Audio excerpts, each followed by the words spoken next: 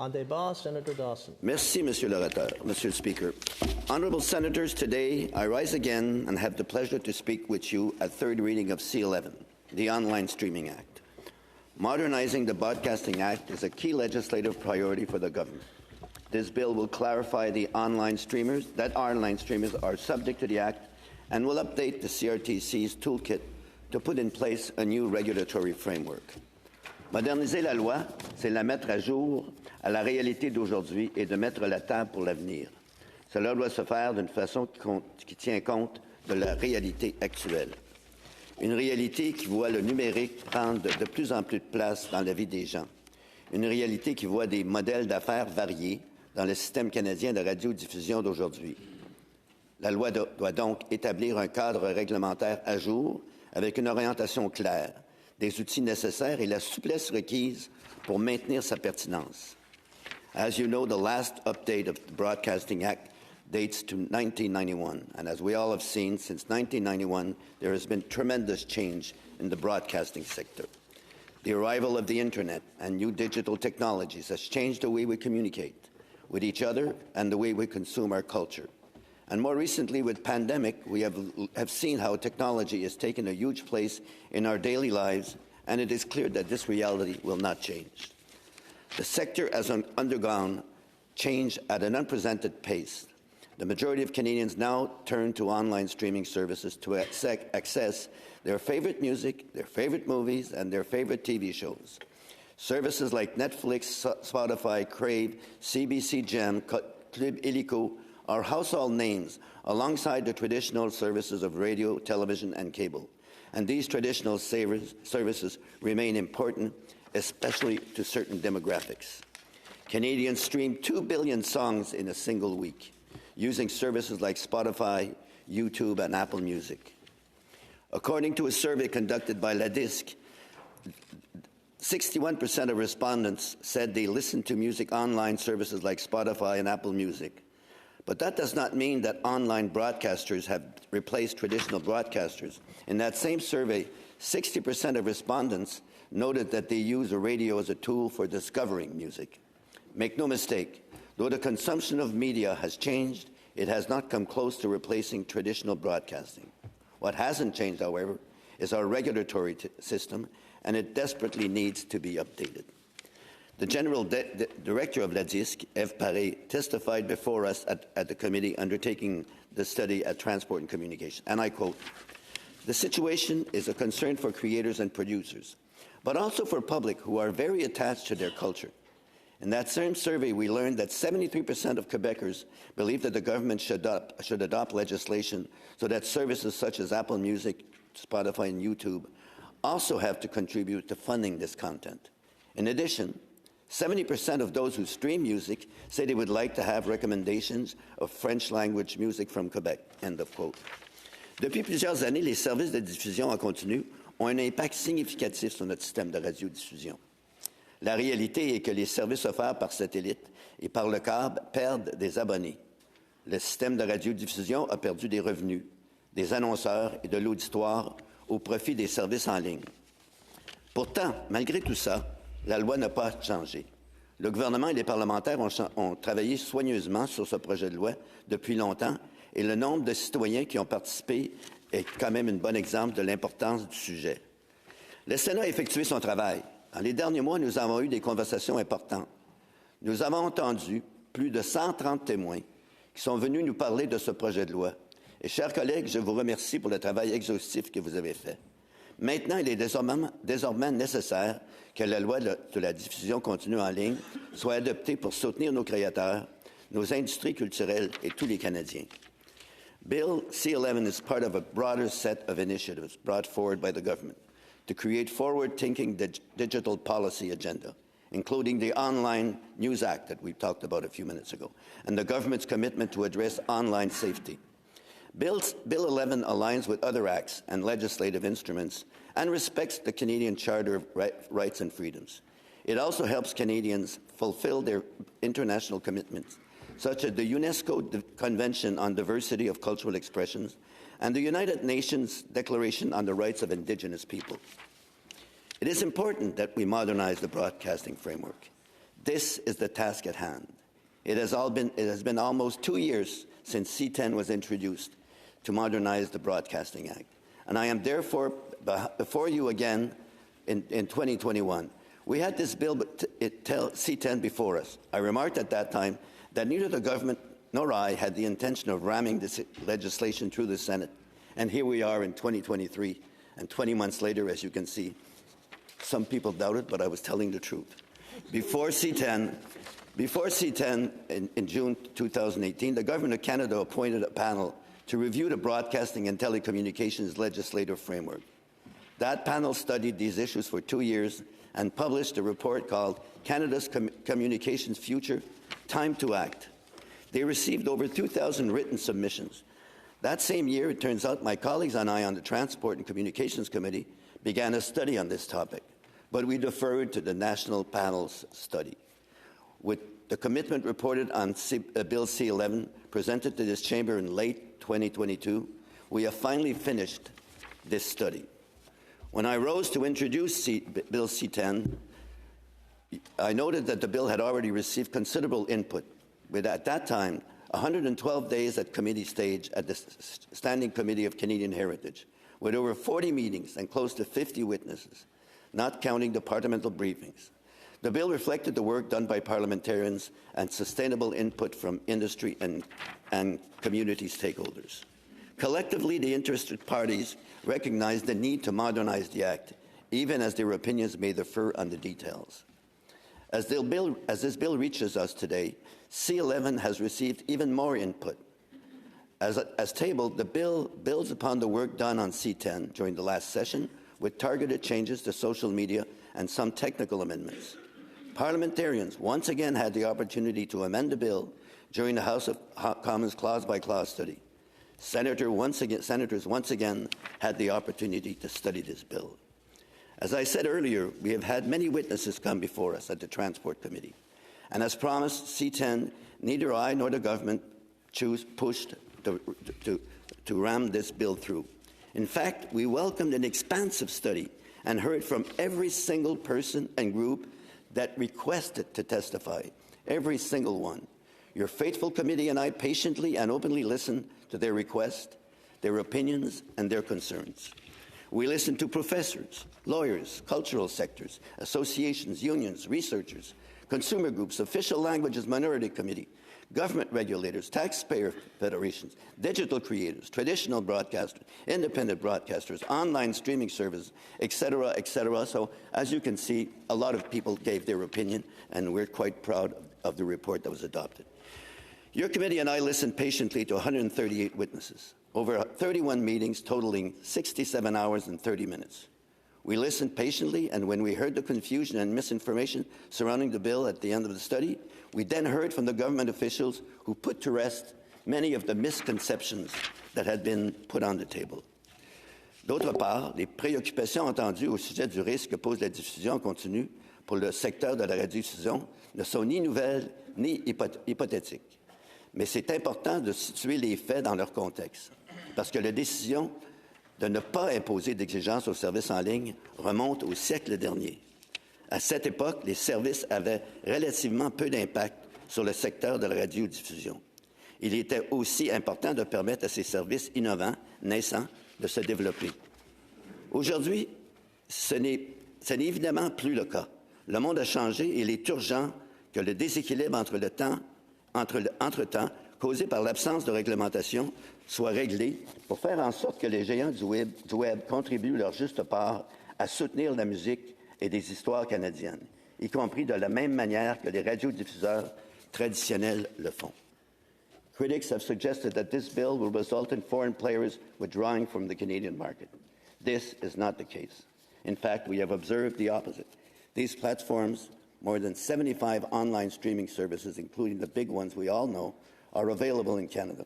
More are coming, and their content libraries are growing. Online streamers compete directly with the regulatory broadcasters.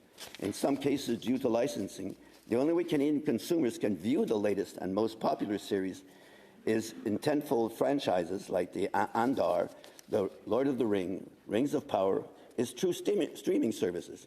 Even Kim's Convenience and Schitt's Creek, content commissioned by the CBC, is being watched by Canadians on platforms like Netflix instead of Canadian services like Gem. In the past, when Canadian broadcasters licensed foreign programming, these services in turn supported Canadian programming through regulatory obligations. However, streaming services are not presently required to support the broadcasting system as traditional Canadian broadcasters do. This is the problem that requires urgent action, and that is the one that the Online Streaming Act directly addresses. This is not a quick cash grab or a punishment to those who have enjoyed success in an unregulated environment. The Online Streaming Act is not about picking winners and losers in the landscape of Canada's broadcasting system. It does not compromise the personal freedom of Canadians or does not censor the internet. This is about updating our laws and regulations to revamp the framework of our broadcasting system for today and for tomorrow. It is about providing the certainty and structure for substantial success in the future. What it does is simple. The legislation accounts for the realities of modern broadcasting and ensures a level playing field where all commercial players materially contribute to attaining the objectives of the Broadcasting Act. This bill is asking platforms that benefit from Canadian culture to contribute to our culture.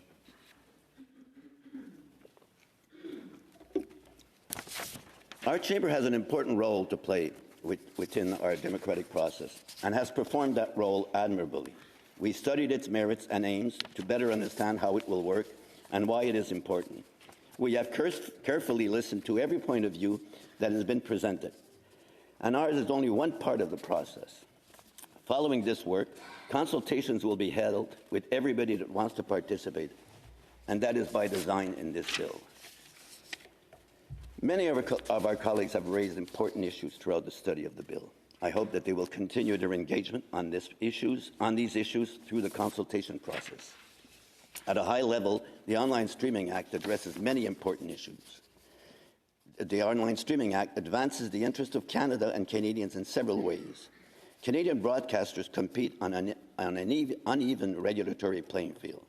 Right now, Canadian broadcasters are subject to the full extent of Canada's broadcasting regulations, and online streamers are not. The Online Streaming Act is critical for sustaining the support ecosystem for Canadian culture, music, stories, by level the playing field and ensuring the health of our cultural broadcasting sector. It is needed to secure sustainable investment in Canadian stories, both for TV and film. It is recognized by music stakeholders as critical to supporting and making discoverable our music and songs in all of our languages, as it provides space within our broadcasting system for our communities that have faced systematic marginalization. Equity-seeking groups deserve to see themselves represented on screen and to have the opportunities to fill key creative roles in Canadian productions. As the Minister said, the Online Streaming Act is not about regulating what people post online. This has been made very clear time and time again. Rather, it is about seeking an equitable contribution from all big streaming services that are in the business of distributing commercial content. I'd like to highlight the word equitable here. As we heard during our study from both the CRTC and government officials, contributions can take many number of ways that are not necessarily monetary. I quote, with respect to expenditure requirements, that money is never transferred. An expenditure requirement stays within the company. It is essentially an investment obligation on their part to invest in Canadian production, but they still retain control in the decision-making over what they will do. We do expect some services, because they might not have a big production footprint here or otherwise, that their contribution may look more like what we do for cable and satellite companies, which is a contribution to a cultural production fund, such as the Canada Media Fund. These revenues, though, do not go to the department. That transfer is overseen by the CRTC, and that money is remitted directly to the Canadian Media Fund, for example. We also heard from both officials and stakeholders themselves that they already contribute to our cultural entertainment sector in a variety of ways. This debate comes at a pivotal moment. After transformative innovations in the early internet era, We are amidst with new wave of digital revolution. The government will ensure that technologies work for, not against, our democratic institution, and importantly, that they will further Canadian cultural interest. The overreaching objective remains to ensure continuing support for Canadian stories, music, and culture in a sector that is increasingly saturated by foreign online streaming services and web giants. The Standing Committee on Transport and Communication has listened carefully to various groups of stakeholders and working together, members of this chamber have developed proposals to future improve the bills. And I'm sure some more amendments might come forward over the next few days. Amendments from all parties and groups were proposed and adopted. No voice was shut out. No witnesses nor any of our colleagues was not heard. Our broadcasting regulatory framework is out of date. Its application is uneven, and this imbalance will continue to hurt our creative industries until this legislation is passed and the thoughtful process is completed. An imbalanced system does not serve the interests of Canada nor Canadians and limits our ability to realize the cultural and broadcasting policy objectives that the Broadcasting Act is ultimately meant to protect. The government is asking us to work together to see this bill through the legislative process in a timely fashion, in the interest of our artists, our creators, and Canadians altogether. I believe we are doing precisely that. And while appropriately listening, considering, and providing our sober second thought, we must update our legislation to reflect the reality of digital distribution in the centre. Honourable Senators, we are faced with an important task. Writing the regulatory... Pardon? I'll try not to interrupt you when you speak, Senator. Honourable Senators, we are faced with an important task, writing the regulatory asymmetry between traditional and online broadcasting undertakings that has been delayed for so long. I personally wrote in 1982 that policy initiatives at that time were designed to develop greater appreciation for Canada's rich social, historic, and cultural heritage. The goals I wrote about at that time remain true today.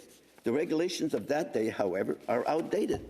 The process around modernizing the Broadcasting Act has seen considerable, remarkable debate and discussion. In some cases, prevailing misconceptions and fears that have occurred have obscured the real issues.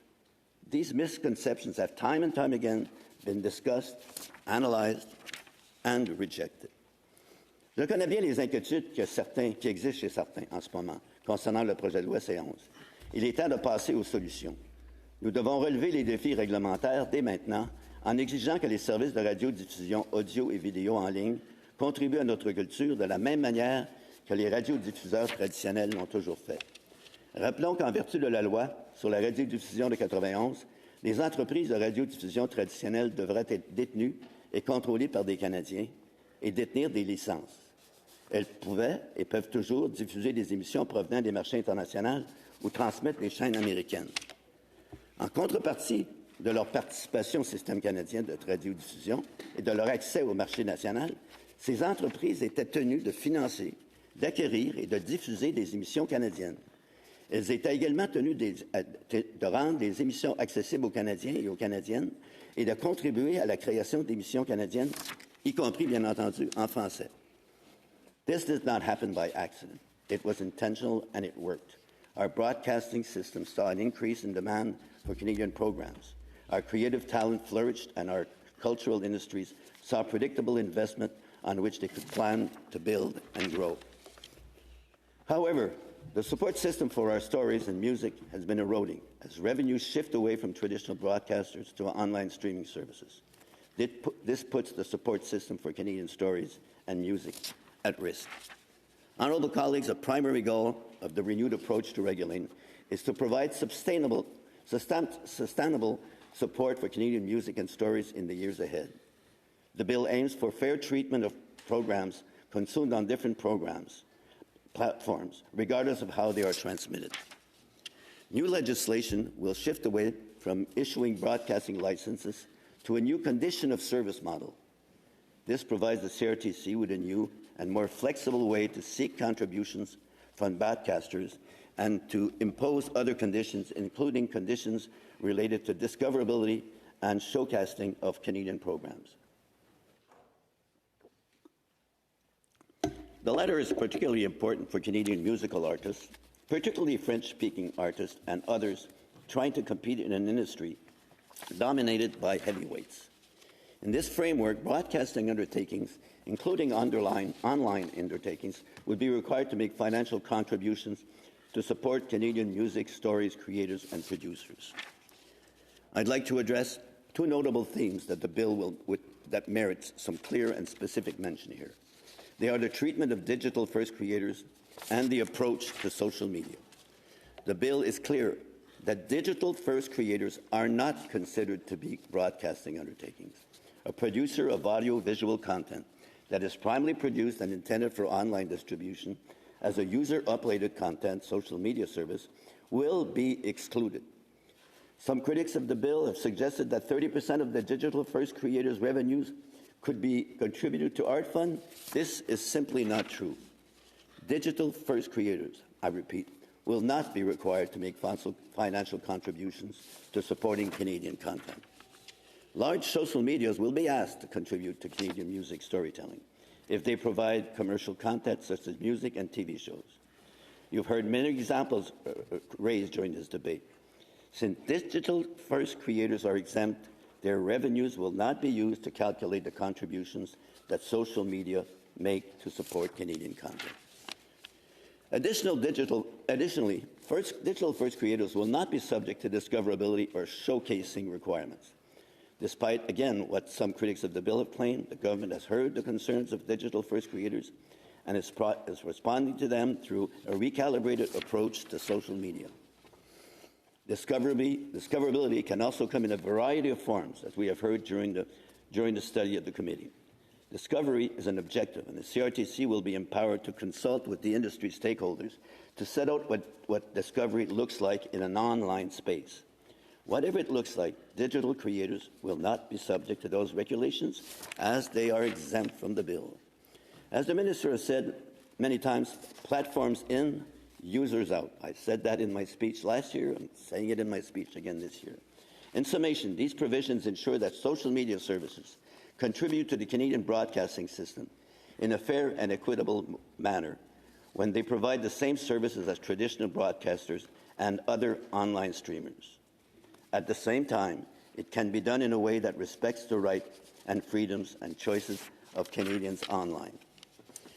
To help understand why action is urgently needed, let's look at the current economic reality in the sector. La radiodiffusion est un important moteur économique qui soutient les industries créatives et l'identité culturelle en évolution au Canada.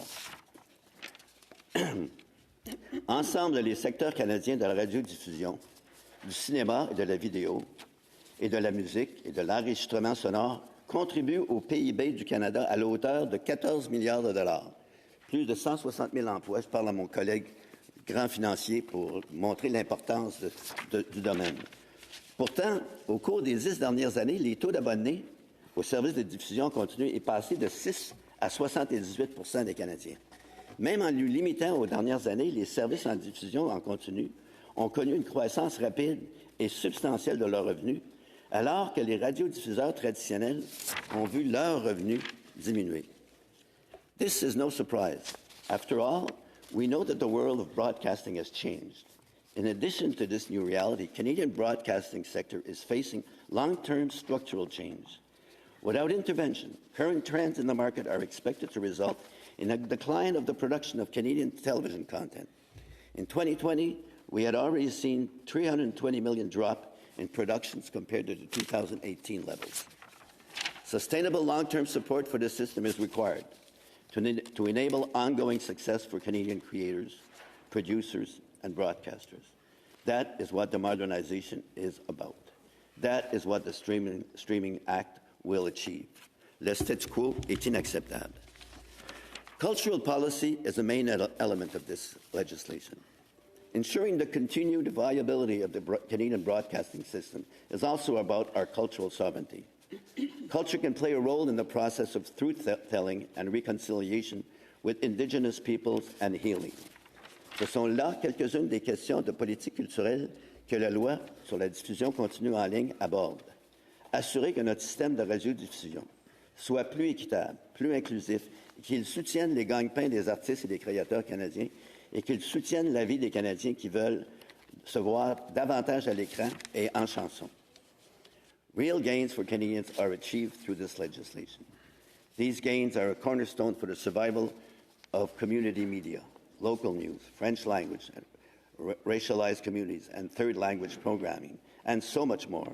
We have heard at committee that this legislation will give these content producers more breathing room in the space that they occupy.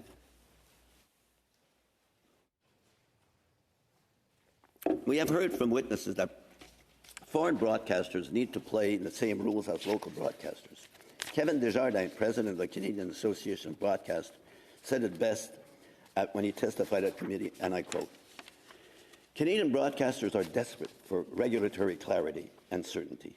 They need to know that the rules that they and their foreign competitors will be operating under to plan their business, and they need to know the rules will be fair and equitable. Canadian broadcasters are willing to compete, but they cannot do so in a system that allows increasing dominant players to take as much as they want and only to give as much as they like. End of quote. Furthermore, this legislation also aims to ensure a space within our broadcasting system for Indigenous storytelling and Indigenous languages. Monica L., the Chief Executive Office of the Aboriginal Television Network, told our committee, and again I quote, there are also additional references in this bill to support Indigenous language programming. The regulatory policy in paragraph 5 of the Broadcasting Act will require the CRTC to take into account the different characteristics of French, English, and Indigenous language broadcasting, as well as the needs and interests of Indigenous people. This is the first time Indigenous language content has been placed on an equal footing with English and French language content in the Act. End of quote. Colleagues, we are truly making progress with this Act. Honorable sénateur, j'aimerais passer en revue le processus qui se déroulera après la troisième lecture du projet de loi. Si nous adoptons une loi différente de celle adoptée par l'autre endroit, le projet de loi sera envoyé à la Chambre des communes pour qu'elle examine nos amendements. La Chambre des communes a le choix de soit accepter tous nos amendements, soit certains d'entre eux, soit d'en accepter aucun. Peu importe ce qu'elle fait, nous recevrons un message de l'autre endroit nous informant de sa décision. Notre objectif est de nous entendre sur le même texte de loi. Une fois cet objectif atteint, le projet de loi recevra la sanction royale. Ensuite, le gouvernement émettra une orientation stratégique au CRTC. Une orientation stratégique est souvent utilisée pour indiquer à une organisation comment mettre en œuvre les politiques importantes. L'orientation stratégique du CRTC indiquera les priorités en ce qui concerne la mise en place du nouveau cadre réglementaire. L'orientation stratégique a deux objectifs principaux. Premièrement, elle mettra l'accent sur l'importance de la consultation et de la prise en compte particulière des besoins des groupes visés par l'équité. Deuxièmement, l'orientation stratégique indiquera clairement les domaines où la réglementation est nécessaire, ainsi que les domaines où il faut faire preuve de prudence. Après la publication de l'orientation stratégique, tous les intervenants, y compris les membres du public, disposeront d'au moins 30 jours pour faire leurs commentaires. Permettez-moi d'insister. Nous mettons en place un processus réglementaire, tout comme dans d'autres secteurs. Cela signifie qu'il y aura de la publication de l'orientation stratégique proposée, suivie de la possibilité pour les membres du public de fournir les commentaires, puis l'orientation stratégique finale sera publiée. Le CRTC, à son tour, aura son propre processus public. Et au fur et à mesure qu'il élaborera des mesures pour mettre en œuvre la législation, cela se fera dans des limites claires établies par la législation et conformément à l'orientation stratégique proposée. Pour résumer, avant que la loi soit mise en œuvre, le CRTC va recevoir une orientation politique du gouvernement. Cette orientation politique va devoir avoir deux objectifs. Mettre l'accent sur les besoins de consultation publique avec les membres des communautés marginalisées. L'autre objectif, mettre en évidence clairement les domaines où la réglementation est nécessaire. Par l'intromise des audiences, les membres du public auront ensuite l'opportunité d'exprimer leurs commentaires. Ensuite, la version finale de l'orientation stratégique sera publiée. Le CRTC commencera à mettre en œuvre la législation par l'entremise de son propre processus. C'est ce que nous avons entendu durant les séances du comité. Voici ce que M. Ripley, du ministère du Patrimoine, nous a partagé au comité de transport en ce qui concerne le processus. Et je cite, « Lorsque le projet de loi recevra la sanction royale, le CRTC entreprendra ses processus réglementaires, ses audiences, en vue de mettre en place les instruments réglementaires nécessaires pour intégrer les plateformes de diffusion continue au système. Pour ce qui est de la pratique, le CRTC est habitué à tenir ce genre d'audience. Il publiera un avis et demandera des propositions sur les formes que devraient prendre les règlements. Toutes les parties intéressées pourront participer à ce processus, notamment les plateformes de diffusion en continu, la communauté artistique du Canada et les groupes qui représentent différents intérêts publics. Par la suite, le CRTC prendra une décision qu'elle rendra publique. La loi sur la rediffusion en ligne offre de nombreuses possibilités. Elle offre la possibilité d'atteindre une plus grande diversité de perspectives et de réaliser et de cimenter des gains pour de nombreuses communautés et d'assurer un soutien inclusif au sein de notre secteur de radiodiffusion. Le secteur de la radiodiffusion canadienne est très diversifié. Nous sommes chanceux de bénéficier de producteurs de contenu qui viennent de divers milieux. Je pense par exemple à la chaîne Out TV qui offre du contenu LGBT+, ou la chaîne APTN qui offre du contenu autochtone. La loi sur la radiodiffusion en ligne va donner l'opportunité aux Canadiens et aux Canadiennes de diversifier les contenus qu'ils consomment. Pour offrir une plus grande diversité de perspectives, un soutien inclusif qui représente et qui s'aligne sur nos communautés et les Canadiens divers, nous devons avoir un système de radiodiffusion qui reflète l'importance de la diversité et de l'inclusion. Il est important de souligner que le projet de loi C-11 s'attaque à un problème urgent et de longue date. Les déséquilibres dans la radiodiffusion canadienne pour les groupes en quête d'équité ne l'ont jamais reçu ce soutien-là. Bill C-11 strengthens our broadcasting system by including an explicit broadcasting policy objective requiring that it includes all Canadians. Another strengthened objective requires that accessibility and barrier-free programming be provided. Accessible and inclusive broadcasting is not an afterthought. They are the foundational pillars on which to build.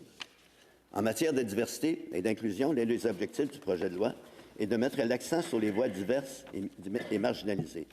Par exemple, les Autochtones, les personnes racisées, les communautés LGBTI, les personnes en situation de handicap et les femmes doivent être représentées à l'écran et en coulisses. Historiquement, ces voix ont été sous-représentées dans notre système de radiodiffusion. On peut entendre les choix de contenu pour tous les téléspectateurs et auditeurs qui se reconnaissent difficilement dans les contenus qui reflètent peu ou pas leur réalité. Pour atteindre cet objectif, le système de radiodiffusion doit soutenir et promouvoir des émissions et des créateurs issus de communautés et d'origines diverses. The broadcasting system cannot be updated without ensuring that all Canadians from diverse communities and backgrounds see themselves reflected and supported. While some lament that niche markets will be lost, this is simply not true. The proposed legislation makes space for all.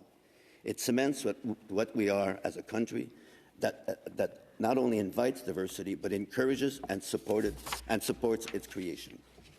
Broadcasting reform can support First Nations, Inuit, and Métis storytelling, music, and culture. The government has listened to First Nations, Inuit, and Métis people. The need to focus on Indigenous storytelling, narrative sovereignty, and content creation is clear. Bill C-11 will see important improvements to Canada's broadcasting system to better reflect our relationship with Indigenous peoples for, I repeat, the first time. In particular, the broadcasting framework will make space regardless of resource availability for diverse nations, Métis, and Inuit perspectives. Indigenous communities are ready to produce and broadcast more content. What they lacked before C-11 was the resources. I quote the co-executive director of Indigenous Screen Office, Jess Wente, and I quote, "To us, the central focus should be modernizing the definitions associated with broadcasting and broadcast undertakings, ensuring that this is equitable access and support for marginalized communities, and that there be specific support for Indigenous storytelling and Indigenous language broadcasting. We believe new platforms, even those based outside Canada, should contribute to support Canadian storytelling, and there should be dedicated support for Indigenous storytelling. End of quote. Colleagues, this is what C-11 will achieve. Bill C-11 removes the previous limitation, and I quote, as resources have become available for purpose. End of quote. With respect to providing programming that reflects the cultures of Canada within our broadcasting system, and this is how it should be. It should always have been this way. New technologies and platforms can aid the revitalization of Indigenous language. It's heartbreaking to know that many of our Indigenous languages, such as Oneida, Cayuga, and Seneca, are on the brink of extinction, according to the UNESCO Atlas of the World's Language Endangered Project. Ensuring space for Indigenous people to have narrative sovereignty is important, and it will support our efforts to revitalize Indigenous language. Modernizing the Act includes changes to help Indigenous people tell their stories from their own viewpoint and perspective, and to see themselves represented in our broadcasting system. This bill emphasizes the importance of Indigenous-controlled broadcasting services and production. French language programming is also a cornerstone of broadcasting future. Le projet de loi C-11 renforce le contenu et la production originale de langue française, qui ne devra pas s'appuyer uniquement sur le doublage et le sous-titrage. Les radiodiffuseurs, tant traditionnels que ceux qui diffusent en ligne, doivent mettre en valeur le contenu original de langue française sur leur plateforme. Des voix s'élèvent de plus en plus pour noter que l'offre étrangère est majoritairement en anglais et disproportionnée par rapport à l'offre contenue en production originale française. Et pourtant, les besoins pour les communautés francophones sont très importants partout au pays. Nous avons entendu au comité à quel point les organisations de défense des droits des communautés de langues officielles en situation minoritaire sont satisfaits des dispositions linguistiques incluses dans le projet de loi C-11. La directrice générale de l'Alliance des producteurs francophones au Canada, Caroline Pilon, a partagé ceci avec le comité. Et je cite, l'APFC a salué la portée historique du projet de loi C-11 sur l'écosystème audiovisuel canadien, particulièrement la considération pour les communautés francophones hors Québec, assigner désormais au système de radiodiffusion dans son ensemble des objectifs visant à refléter leur situation et leurs besoins particuliers. Je vois que le sénateur Cormier écoute ce bout-là avec beaucoup d'attention. Grâce à un accord entre les principaux distributeurs de films au Québec, les films civils et les services de diffusion en continu, Netflix Canada, Club Illico et ici Tout TV, nos films francophones favoris peuvent atteindre de nouveaux publics et générer de nouveaux revenus. Des occasions comme celle-ci et bien d'autres continueront de s'offrir au marché créatif francophone à mesure que le monde prendra conscience de leur voix vibrante. En tant que sénateur du Québec, il est particulièrement important pour moi d'assurer un soutien continu au marché québécois des médias audiovisuels en particulier. En particulier, j'aimerais mettre l'accent sur la réalité francophone et des anglophones en situation minoritaire. La dualité linguistique au Canada est ancrée dans notre système canadien de radiodiffusion. La législation répond aux besoins et intérêts propres aux communautés francophones et anglophones en situation minoritaire partout au pays, qui demandent dorénavant d'être identifiés et d'être nommés dans la loi afin d'assurer leur épanouissement et leur développement à long terme. Ça tire à sa fin, mes amis.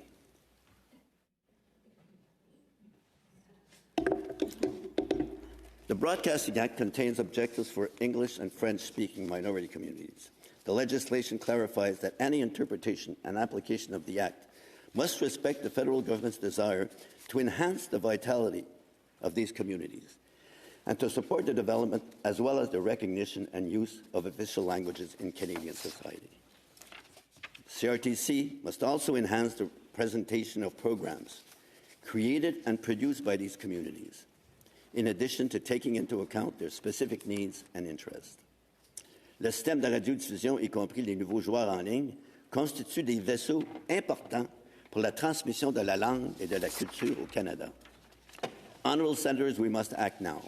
Our artists are a source of inspiration, breathing life and energy in our different communities on a daily basis. They revitalize the spirit of our culture. They elevate and celebrate our heritage as Canadians. They make us laugh, move us, and they make us reflect on who we are. They have been there for us. We have to stand up for them. To put it simply, the goal of the bill is to promote and protect our culture in the digital age. It is clear that we need to modernize the Broadcasting Act. The bill has broad support across Canada's cultural industries. Moreover, this bill is in the public interest. It is about making sure that we continue to uphold Canadian values in our society as technology and consumer habits evolve. After all, we are not citizens as people, as well as consumers and audiences. Comme l'habitude de dire le ministre du Patrimoine canadien, une journée sans culture sera bien plate. Et je suis d'accord avec lui. Le monde regarde actuellement ce que l'on fait. On est en train de tracer la voie. J'espère qu'ensemble, nous ferons partie de la solution. As I explained, your committee and I have listened patiently to everyone that wished to be heard. The Canadian broadcasting and cultural sectors have also been waiting patiently. Colleagues, I believe that we have been patient enough.